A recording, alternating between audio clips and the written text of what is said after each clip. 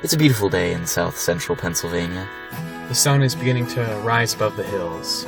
The corn waves gently in the breeze. The Amish are out there in the early morning, beginning to plow. All except one.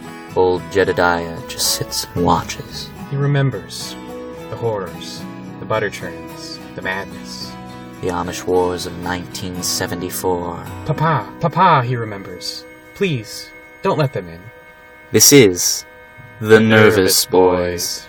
When the weather knew my name, I was measured by the rain and found those sudden sunny days so artificial. Good neighbors on the train, mediocre acres framed by frame, the wooden days of love without appraisal.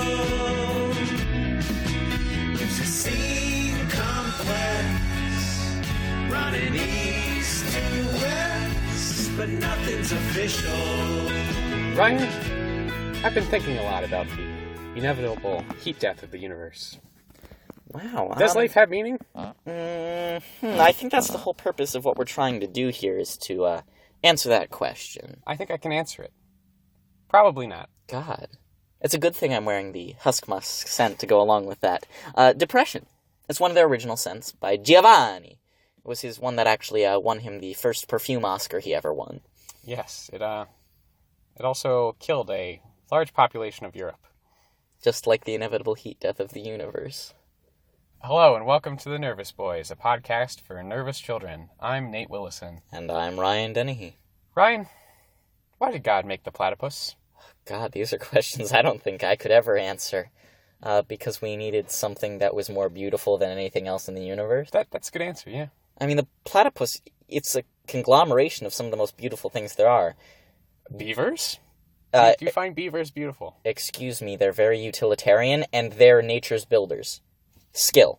Second, the duck. Nature's... I'll admit, ducks are pretty fine. Yeah, I know they're fine. They're a fine-ass animal. They are indeed. Did you know that platypuses are poisonous? I did know that. They've got that natural defense. They don't need guns. Not poison. They're venomous. They're venomous. There's a difference. They don't need guns. They don't need guns. They're not shitty like humans. That's true. The platypus are truly the highest being on Earth today. You heard it here first, folks. What's our topic for today, Nate? Our topic today is warehouses. Oh boy, that sounds really exciting. How is a warehouse an experience? Well, Ryan and I, for the past several months, have been working at a warehouse. Which, we will say, will remain nameless for several reasons. One, they did not treat us terribly. No, they treat us pretty well. Two, we're still employees there. As of now. As of now. Maybe not by the time this airs. But yeah, it's a clothing company. It's a clothing company. That's what you need to know. It's a warehouse that's a fulfillment center. It's like a shipping fulfillment center for several brands of clothing owned by a central corporation. Yes. And we're going to talk about it today because it's been quite an experience. It's been most of my life for the last few months. Oh yeah. Yeah. Also, it's hot and topical because of... Amazon's in the news quite a bit lately. Yeah, people like John Oliver and just a bunch of people bringing up... They've been treating their employees quite poorly. Quite worse than the company that we're employed in does. Does, yes. A lot of the things discussed in the news are true about warehouse work, but in general, like business models and stuff like that, but to a much more extreme extent in the news than they are where we work. But we just wanted to talk about what the experience has been like for us. Yes. So Ryan and I are in two different departments, and we have different experiences, I would say. Very much so.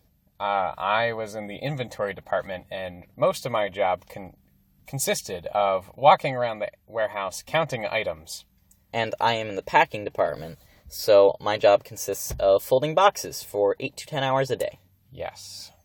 Not exhilarating work. No, but it is really interesting for a whole lot of reasons. I don't know if there's a ton of humor to dig out of this one, but I think that it's really fascinating how they did things. Mainly, for one, I have no idea what most of the other departments do. I feel like such a cog in a machine. We are cogs in the machine. In a couple years, we will be replaced by robots. In a couple years, hopefully, we'll have graduated from college and not be working in a warehouse. Not to cast aspersions, but... We'll be working in a warehouse. Oh, God. But yeah, a lot of these jobs don't require a whole lot of thinking. They just require a whole lot of standing and walking. Yeah, I have to say my knees hurt a lot every day. As do my feet. What's really interesting to me is the things that I've ended up thinking about or taking on. I have to say, I'm not real big into mindfulness or meditation, but I enter a sort of fugue state when I've been packing for an hour at a time. I'm listening to my music or my podcasts, and I just zone out. And I have to say, I've unlocked inner channels of my mind I didn't know. I've worked through some serious stuff. As I'm walking through the warehouse, I regularly have existential crises. As I'm walking past aisle after aisle after aisle of clothing, and I'm just focused on the next location I need to go to, I just think, oh God, this is what work is going to be in like 10 years probably. It's great too, because inside the warehouse there are no windows. And so you lose all track of time. You do. There are clocks. They're kind of hidden. You can't really see them that much. I had a real deep, terrible feeling one day. I was in an area repacking packages where there were missing items. There's like a second floor area where you can look out over the balcony of the first floor, and it's just this industrial hellscape that was before me, and there's a sign, and it said safety is job number 1, but it was in all lowercase Arial, and the number 1 was covered over, so it just said safety is job. And it was on top of this big machine, and I thought, oh my God, it's my replacement. It was just a real surreal feeling. What always gets me is when you first walk into the warehouse, there's a big sign that says, think like a customer. Oh, I thought you were going to talk about the one inside these the people who enter these doors are the most intelligent, creative, and personable, or whatever. Which is not true. I hate to say it. We work with lovely people, but that's not true. Mm. But as you get into the doors, there's a big sign that says, think like a customer. And in the word customer, me is underlined. And normally, there's posters like that where it forms like a word within the word that makes sense in the sentence. But in this case, it just reads, think like a me. And I constantly, every day, walk through those doors, and I'm like, yeah, today I'm going to think like a me. It's just these little tiny bits of corporate so-and-so, and I don't want to, like... Corporate bullshit is the word. I don't want to reveal too much, because, again, I'm afraid of this stuff, but they have this thing. It's called the inverted pyramid of leadership. Otherwise known as the inverted pyramid of lies. And it's to make the lower-level employees like us feel better about our jobs. As in the inverted pyramid, the customers are on top. Then is like the low-level employees. Then it's the low-level employees. And then it ends with, like, corporate management at the very bottom. And it's like... Because the customers and our low-level employees are what's most important. But if that were true, we would get paid more. I think we get paid really well for what we do. We do. But I guarantee that the CEOs are making bank. Well, I mean, yeah, that's how any job works. Which I'm not blaming them for. I'm just saying that whole inverted pyramid thing is a lie to make you feel better. It is, and they don't treat their employees particularly bad. There are a lot of people who are really happy there. We have a friend who's worked there, like, not seasonally for a long time, Yes. and he is so happy there. It's a pretty good job because it pays well. It's not very stressful. No, I have to say that I'm not incredibly stressed out when I'm folding boxes all day. It's pretty easy to manage. I would say if we were on 12-hour shifts or on 10-hour shifts I would all have the time, no soul. We would have no soul just because it is mind-numbing. And it when you're done at the end of the day, you're tired and your mind is just mashed potatoes. Mm-hmm. Just sucks it out of you like a Dementor. Yes. Anytime you're in a warehouse for 10 hours a day doing, easy, mindless labor, no matter what the circumstances are, no matter how much you're getting paid, you're gonna feel kind of numb at the end of the day. Yeah. Again, the best way to describe it is it's an experience. There have been positive parts of it, and there have been negative parts of it, but... I've worked a couple different jobs. Ryan has worked a couple different jobs as well. I haven't worked many real jobs. Yeah.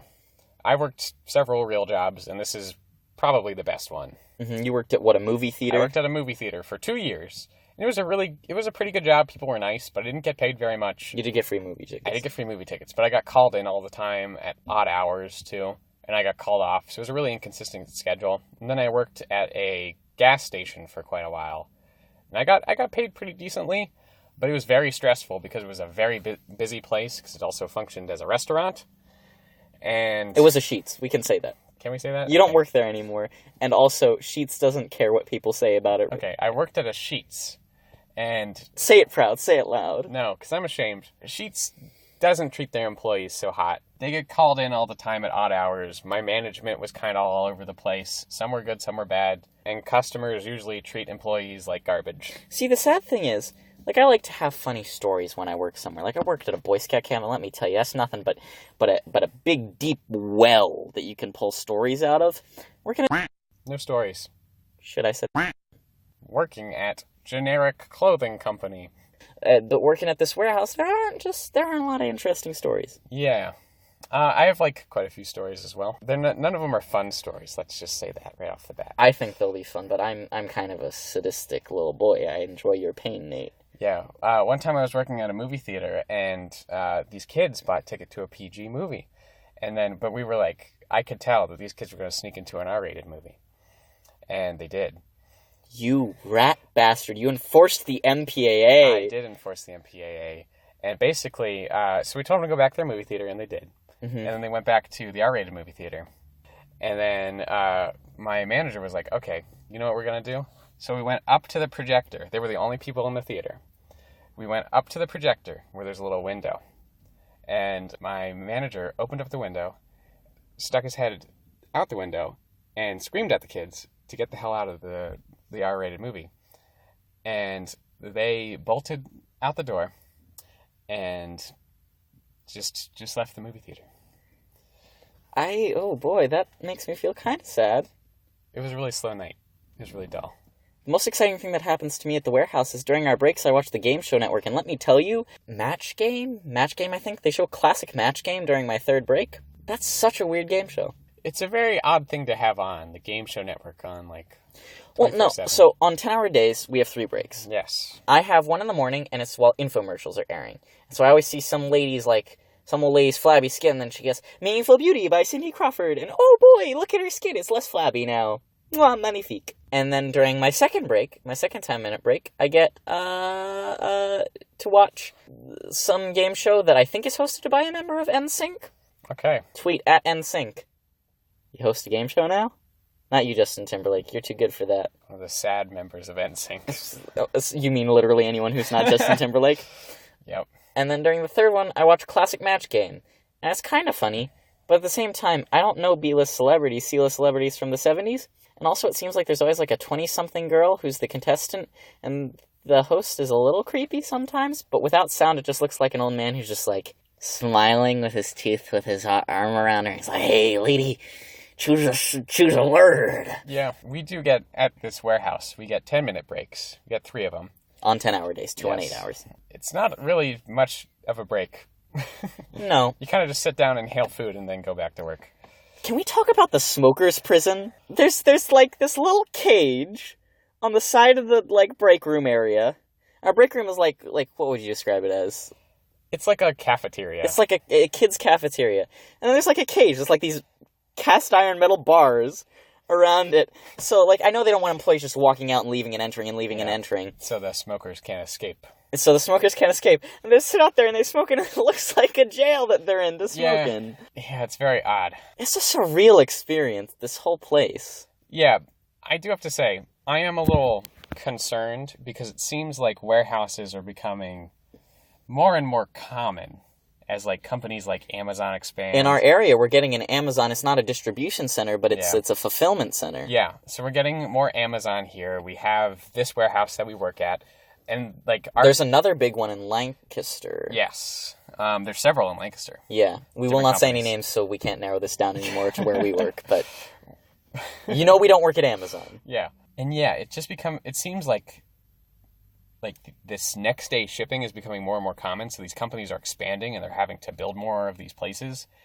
And it's kind of scares me a little bit because warehouses are not good for the mind. They're not. I've been thinking, and I know it's for insulation purposes, for corporate espionage purposes, but even if they just had skylights in the main hallway area of our warehouse, that would brighten up my day so much more to see the sun like that. Yeah, and with places like Amazon, where they actually treat their employees like poorly. Garbage. Allegedly. I think it's... Allegedly has many asterisks next to it. It's safe to say that they probably don't treat their employees very well.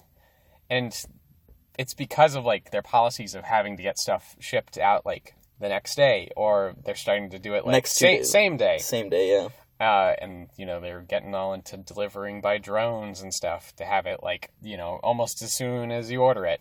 It was spooky to me. I used the John Oliver videos, like, at Standard, how similar that seemed to my experiences. And our experiences were positive. We're but better, yeah. People from our company are visiting Amazon warehouses and see how they do things efficiently. So my fear is that other companies that have warehouses are going to start to follow keep up Amazon model. Yeah. And just get worse and start treating people worse. Mm-hmm. And, like, you know, Amazon's probably going to buy up more companies. They bought up Whole Foods and such. And as soon as they bought Whole Foods, they started treating Whole Foods employees a lot worse. Mm-hmm.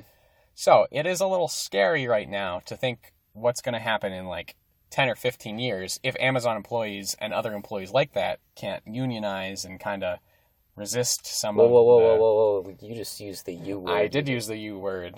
Unionize.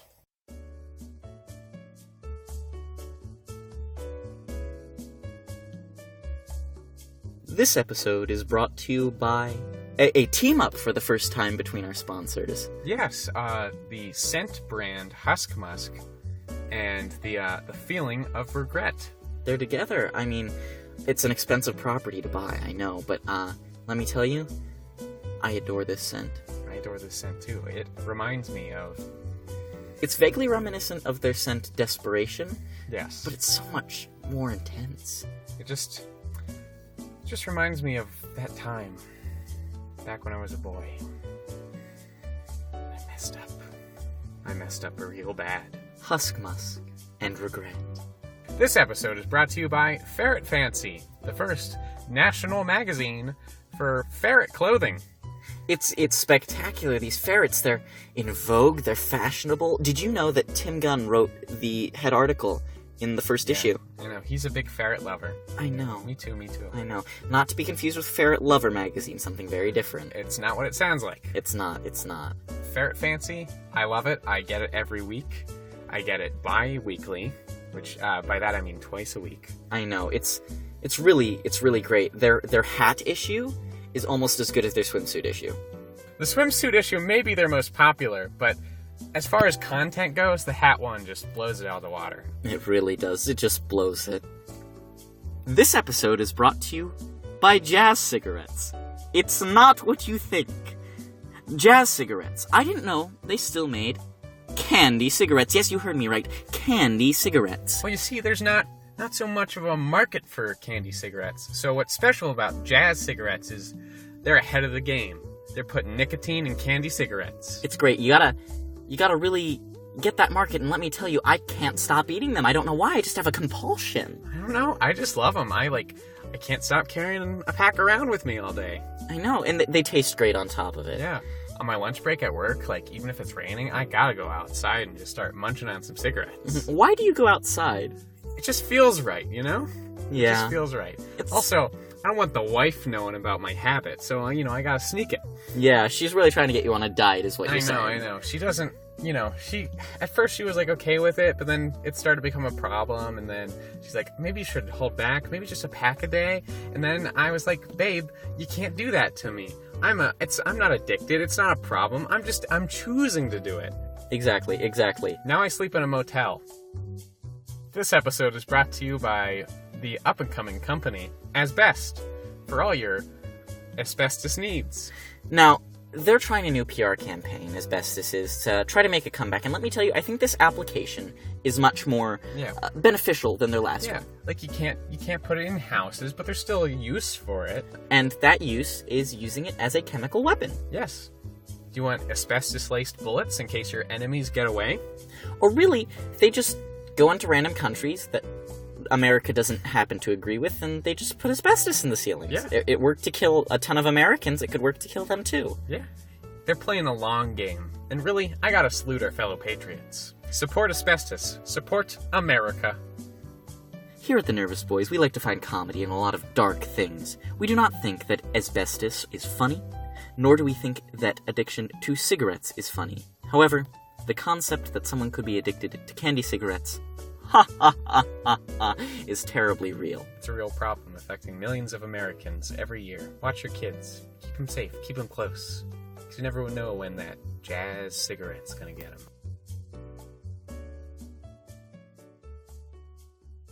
Moving into our second segment, I want to explore a little bit in the world of warehousing. The exciting world of warehousing. I want to explain one thing first. If you hear any background noise, there's a fella who is in our background who is breaking glass out of a window right now. So, yeah, right there. If you heard that, like this podcast and rate and review it. If you didn't hear it, do it anyway. The exciting world of warehousing. Let's actually brainstorm. How can we make warehousing more exciting? I say you build giant 10 square mile warehouses. You just have your employees live in them. Go camping. They literally have to go on expeditions. They have those, they're called sweatshops. But no, you give your employees They exist in China. You give your employees like tents and provisions, and you send them out on expeditions to get things. Oh, in the warehouse? I'll be back in 3 days. Exactly, yeah. They have to trek through a multitude of environments. They put trees in the warehouse, forests. Oh, if I have to get to the electronics, I gotta cross a river.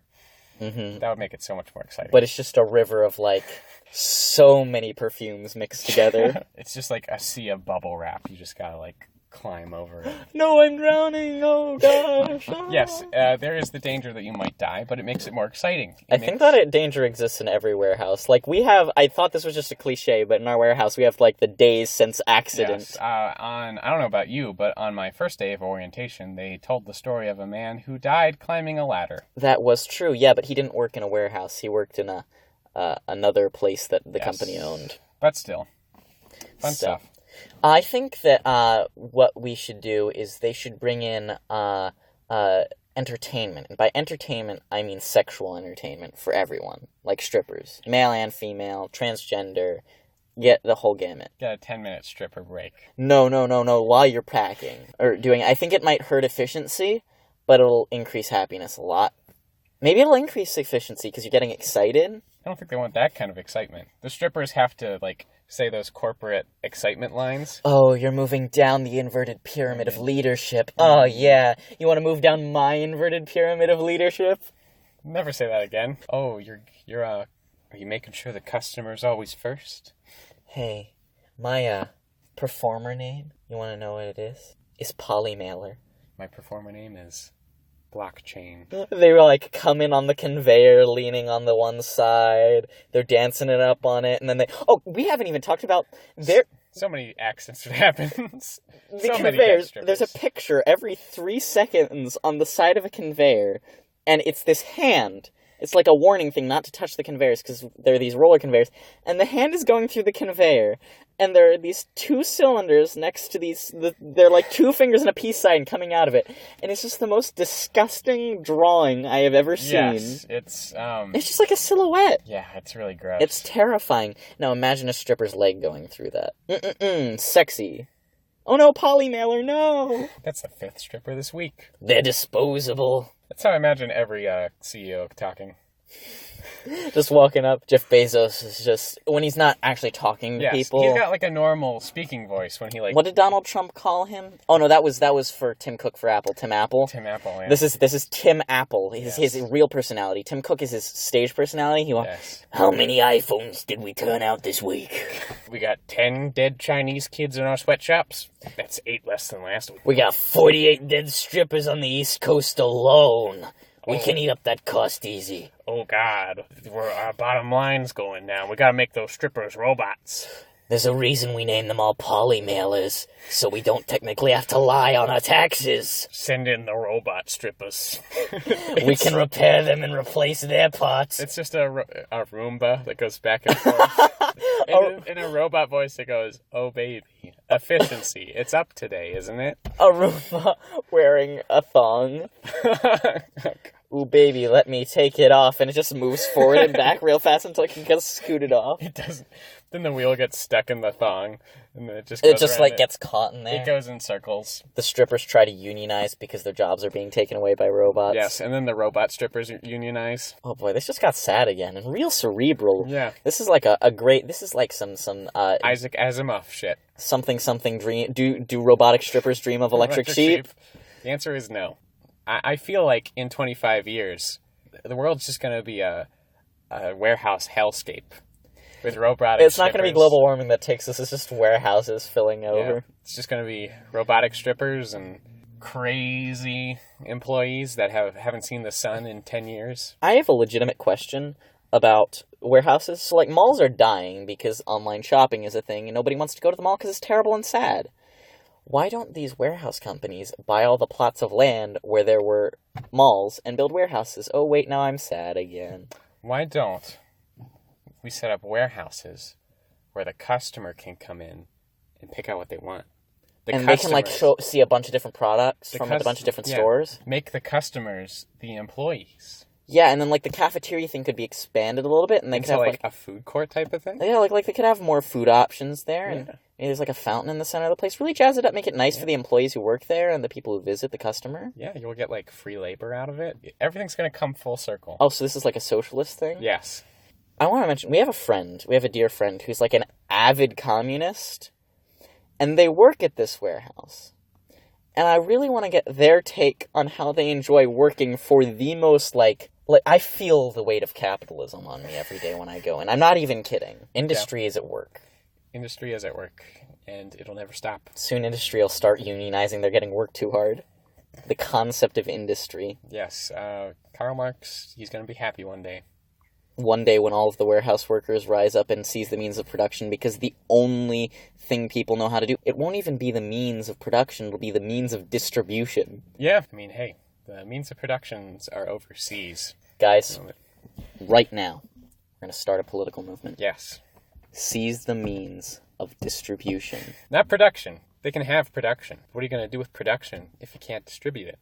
We're going to call this robotic neo-industrial communism. Yes. Man and robot in one union. Hold on, let me figure out the acronym here. Robotic, R, neo-communism, NC, neo-industrialism, NI. So we've got Rinnick. The Rinnick Party. And I'm going to form a robotic strippers union. So, Russo. It's like the Chinese government where, like, the party and the government are pretty much the same thing. There's, like, mirroring positions between them. It's between the union and the party. The robotic stripper union is in charge, not your organization. Yeah, but really, who are all the people elected to the high positions of power in the union? It's people who are a part of Rinnick. Yeah. The party. No, it's the people that are a part of the robotic stripper union. I mean, is the robotic stripper union a party, or is it the organization itself? We're both a union and a party and a government.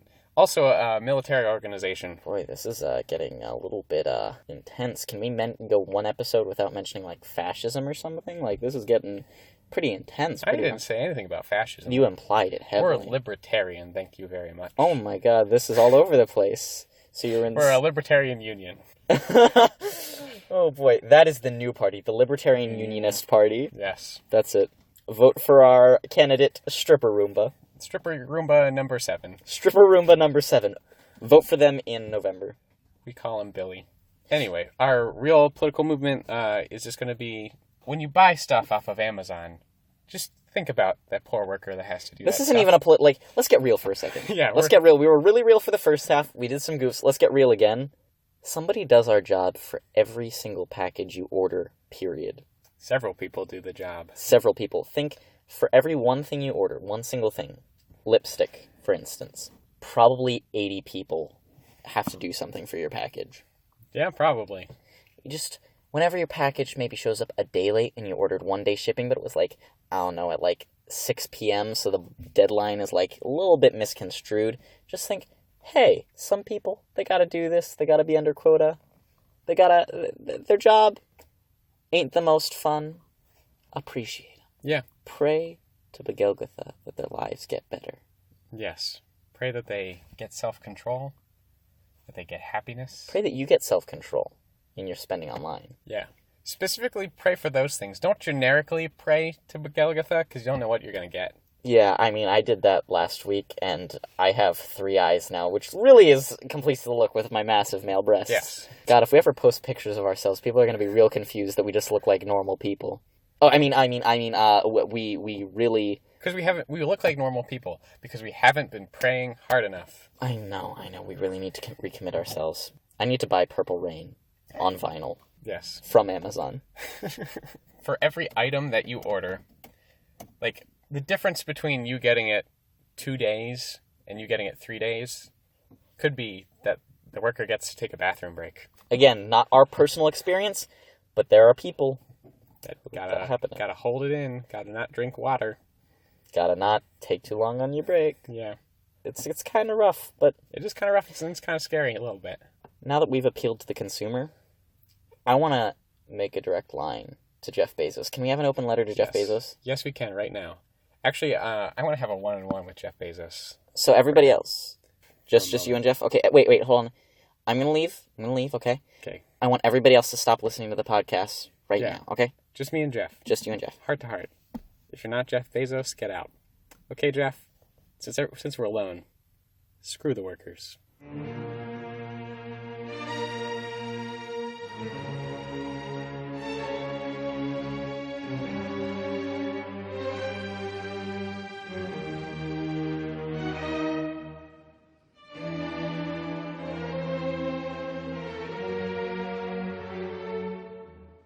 Screw them. Screw them good and nasty. They don't matter. What matters is product, goddammit. Product. Because you know what product is? Product is damn money. You know that. Hey, I know you're going through a rough time. Got your nudes leaked. You know, that's not fun. You went through a tough divorce. That ain't fun. That ain't fun, man. But you know, that doesn't matter. Your ex-wife doesn't matter.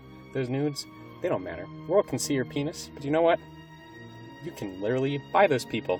Those people that are seeing your penis on those tabloids, you can buy them. You can sell them. You can turn them into Amazon products. Because you know what? You own the means of production. You own the means of distribution. You own the goods. You own the president. You own Bin Laden. And you're just waiting to reanimate him. I know it. You own Putin. You own global warming. It's all a hoax. It's just you pumping hot air into the atmosphere just to make the world all nice and scared so you can take over. Those people think they're going to unionize. They can't unionize against you. You know why? Because you're Jeff goddamn Bezos. You own the world.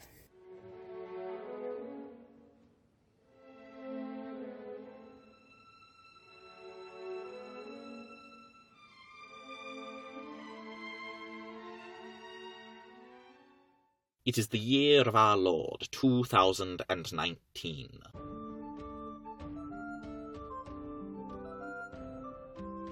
I, Sir John of the House Packing, sit and wait at my station, a slumbering dragon waiting for some greater calling to awaken me from hibernation. I carry out my daily duties. My task each day is of the utmost importance, to maintain peace and prosperity, to serve the good, and to smite the evil, to smite any foe who would stand in the way of the efficient wrapping and distribution of packages. I have yet to find such a foe, but still I stand vigilant, for I am a knight of the warehouse. It was a warm day, as the air conditioning unit was under some witch's curse, a vile hex causing a malady which prevented its daily operation. This unassuming day would soon send me on a quest from which I may never return. It began when the noble Lord Richard, manager of the house packing, came and said unto me, Hey, shipping needs help. Finish this and head down, okay? Yes, my lord, with haste. 2 days to the end of the week. I donned my armor of size 21 and size 6 boxes, and was about to depart, when from across my workstation I heard the doltish calls of a mere squire. Hey, can you give me a hand with the... No, fool! The Honourable Lord Richard has sent me on a quest your feeble body and mind could not carry out, you miserable swine! You are the very image of Satan.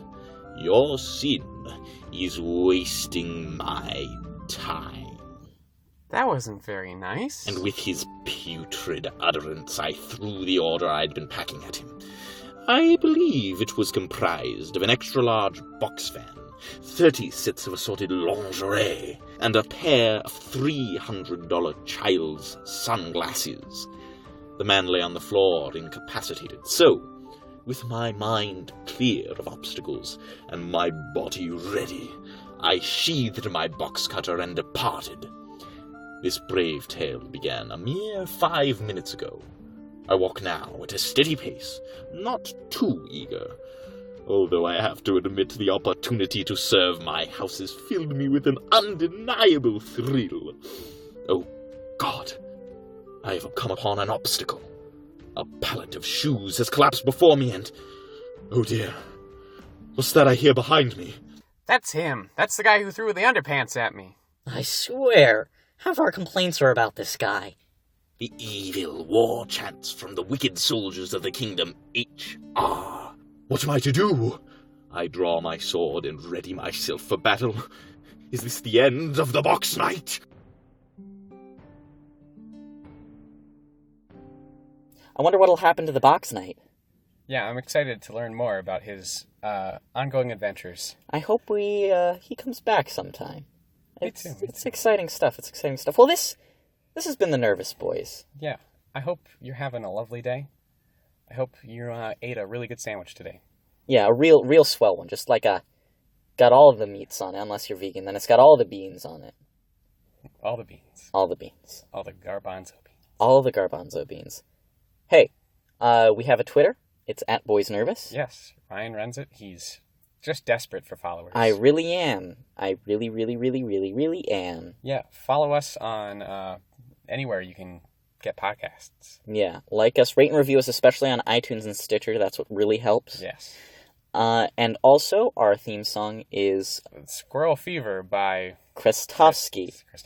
We're still having our ongoing journey to try to figure out who this fella is. Yes. We found his music on a royalty-free website. But it's a pretty good song. It's a darn good song, and we want to find more of his music because we like it. Yeah.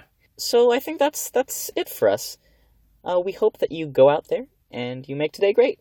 And you make tomorrow even better. This has been The Nervous Boys. I'm Ryan Dennehy. I'm Nate Wilson. Catch us next week. So much for light reading, so much for serious nature.